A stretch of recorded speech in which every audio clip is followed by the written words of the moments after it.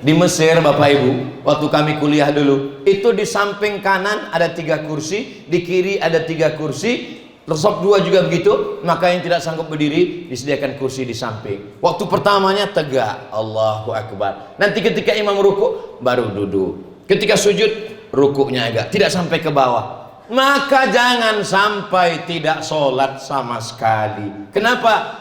Karena orang yang tidak bisa sholat berdiri duduk, yang nggak bisa duduk baring miring ke arah kiblat, kepala di sini, kaki di sini, miring ke arah kiblat, nggak bisa berdiri, nggak bisa berbaring, telentang pakai isyarat mata, Allahu Akbar, Allahu Akbar, nggak juga bisa kita sholatkan.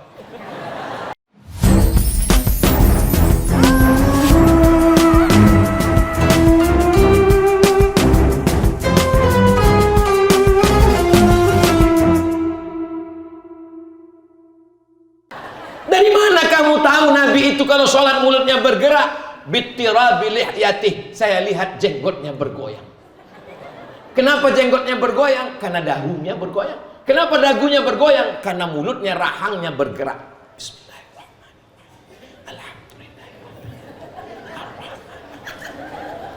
Diagak-agak kira-kira didengar telinga sendiri. Ada juga orang sholat sampai kuat sekali. Alhamdulillah. Ini sholat apa film horor? Jadi kata Syekh Ali Jum'ah, dengan membaca, mengatur nafas itu membantu kekhusyuan. Dibaca sholat zuhur, sholat asar, qobliyah, ba'diyah, dibaca mulutnya bergerak dan diatur nafasnya, itu membantu kekhusyuan. Bismillahirrahmanirrahim. Alhamdulillah.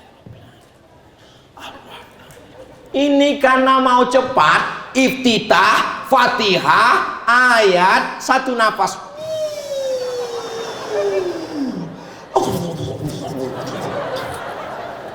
Di catatan malaikat sholat.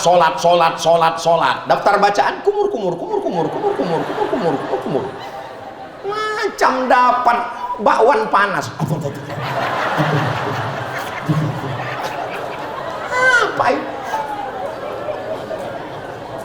Ghairil maghdubi alaihim waladdallin, amin. Ayatnya Bismillahirrahmanirrahim.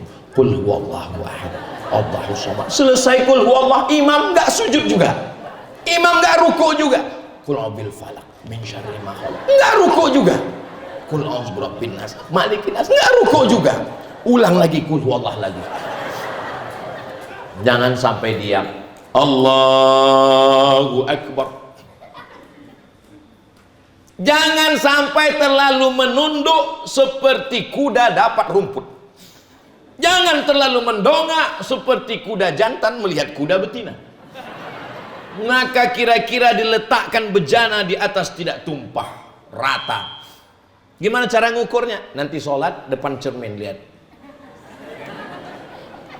Subhana rabbiyal azimi wa bihamdih, subhana rabbiyal azimi wa bihamdih, subhana rabbiyal azimi wa bihamdih. Sedikit-dikitnya tasbih 3, sedangnya 5, sebanyak-banyaknya 7 kalau jadi imam.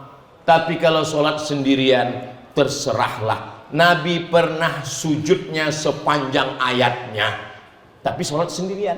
Jangan waktu jadi imam sepanjang ayatnya, pas bangun lihat ke belakang, makmum sudah walk out semua. Sami'allahu liman hamidah, pendek. Ini ada yang baca panjang, Sami'allahu liman hamidah. Ente kok panjang? Rupanya nama istrinya Hamidah. Mohon maaf Bu Hamidah yang kesini. Rabbana lakal hamdu mil'us samawati wa mil'ul ardi wa mil'u ma syi'ta min syai'im ba'du. Ketika sedang sujud, la yabruku ahadukum kama yabrukul ibilu. Jangan kamu turun ke bawah seperti turunnya onta, tangannya duluan baru kaki. Itu pendapat jumhur mayoritas ulama. Maka saya pakai mazhab Syafi'i, yang duluan turun adalah lututnya. Allahu Akbar, habis lutut baru tangan. Tapi guru kami ngajarkan tangan dulu Pak Ustadz. Berarti dia pakai pendapat yang kedua, minoritas. Tangan dulu baru lutut. Mau lutut dulu berarti mayoritas. Jumhur mau tangan dulu, asal jangan kening dulu. Itu nggak ada mazhab apa itu. Allahu Akbar. Tangan baru kening. Ustaz Somad, apakah mesti menyentuh lantai kening dan hidung? Afdal sunnah. Sallu kama ra'aitumuni usolli. Itulah mengapa peci Ustaz Abdul Somad agak ke atas sedikit. Jangan sampai sholat.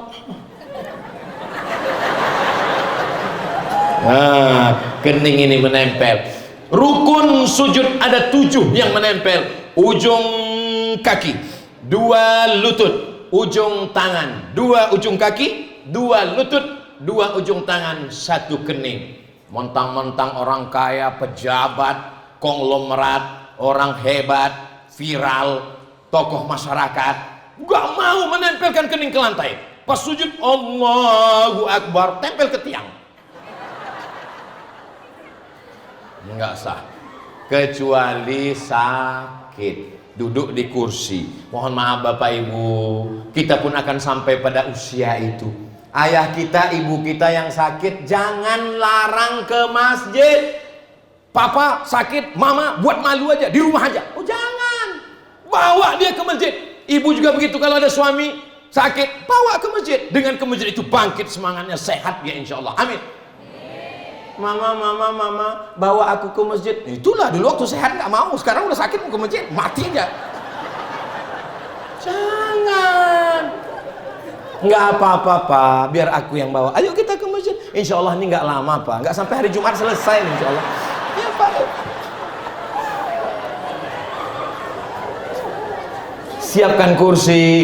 Di Mesir Bapak Ibu, waktu kami kuliah dulu, itu di samping kanan ada 3 kursi, di kiri ada 3 kursi, resop 2 juga begitu. Maka yang tidak sanggup berdiri disediakan kursi di samping. Waktu pertamanya tegak, Allahu Akbar. Nanti ketika imam ruku baru duduk. Ketika sujud rukuknya agak tidak sampai ke bawah. Maka jangan sampai tidak sholat sama sekali. Kenapa? Karena orang yang tidak bisa sholat berdiri, duduk. Yang nggak bisa duduk, baring miring ke arah kiblat. Kepala di sini, kaki di sini, miring ke arah kiblat. Nggak bisa berdiri, nggak bisa berbaring, telentang, pakai isyarat mata. Allahu Akbar, Allahu Akbar.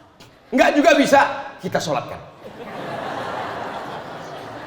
Pergi ke rumah sakit, ada tetangga kawan sahabat handai tolat, sedang terbaring di ruang, tertulis di atas ICU. I see you, you don't see me. Ustaz Somad, iya Bapak, nanti habis pengajian bisa kami bawa ke rumah sakit? Bisa. Baiklah Pak Ustaz, oke. Naik sampai ke atas rumah sakit, disambut, diberikan Ustaz Abdul Somad jubah berwarna biru langit. Dipasangkan, ternyata kancingnya di belakang.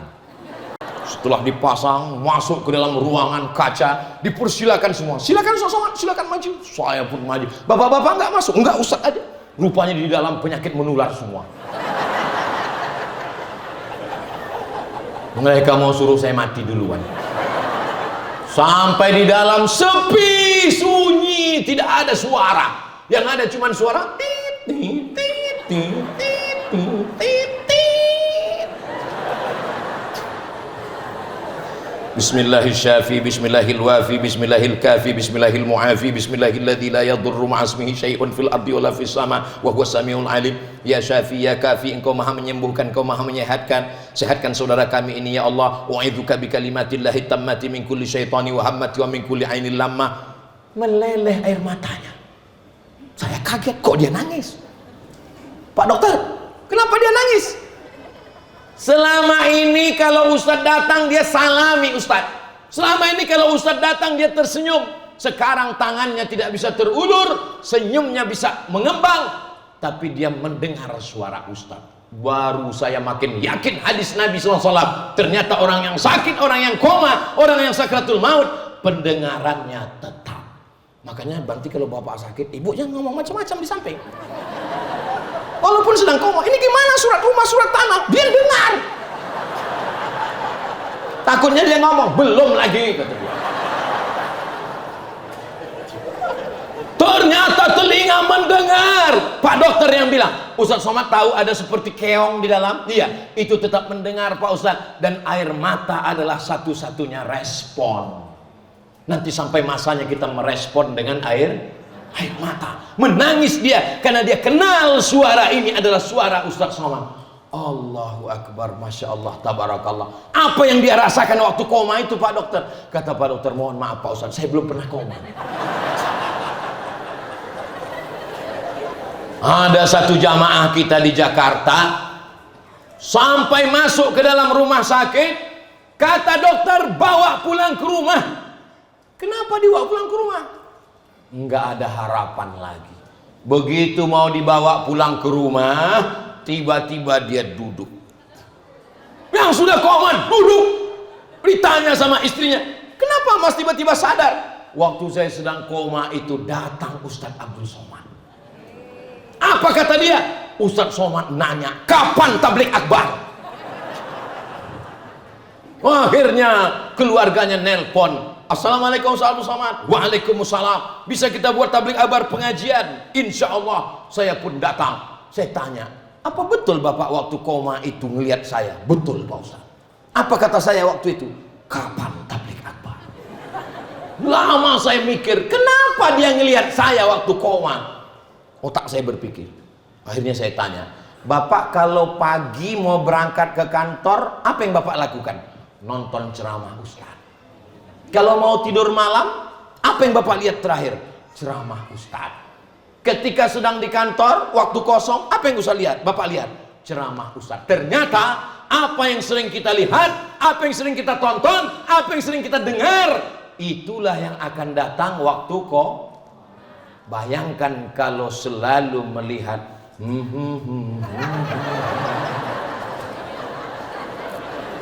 bayangkan yang suka R&B, K-pop, semua akan datang ketika sedang kok.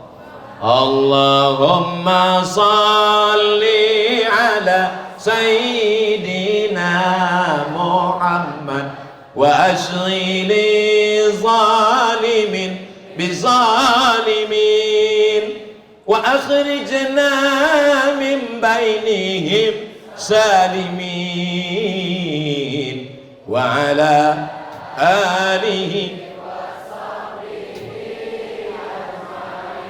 sallallahu rabbuna ala nuril mubin Ahmad al-Mustafa sayyidil mursalin wa ala alihi wa sahbihi ajma'in wa ala alihi wa sahbihi ajma'in. Kalau kita selalu melantunkan solawat, itulah yang akan terngiang waktu kita nanti akan sakaratul maut insyaallah. Itu maka selesai salat, subhanallah, subhanallah, subhanallah, subhanallah, terdengar, terngiang, terpikir, tersebut, alhamdulillah, alhamdulillah, alhamdulillah, alhamdulillah. Saya kebetulan kalau jadi imam, itu zikirnya saya baca jahar. Tapi saya nggak nyalahkan yang sir. Ada juga imam kita biasanya sir. Nggak salah. Kenapa Ustaz baca jahar? Saya mau makmum mendengar itu. Dan ada mu'alaf baru masuk Islam, ada anak kecil, ada yang baru tobat. Mereka ini belum tahu apa bacaannya. Khawatirnya anak kecil ini nanti pulang ke rumah ditanya sama emaknya, siapa tadi imamnya? Ustaz Somad. Bacaan zikirnya apa?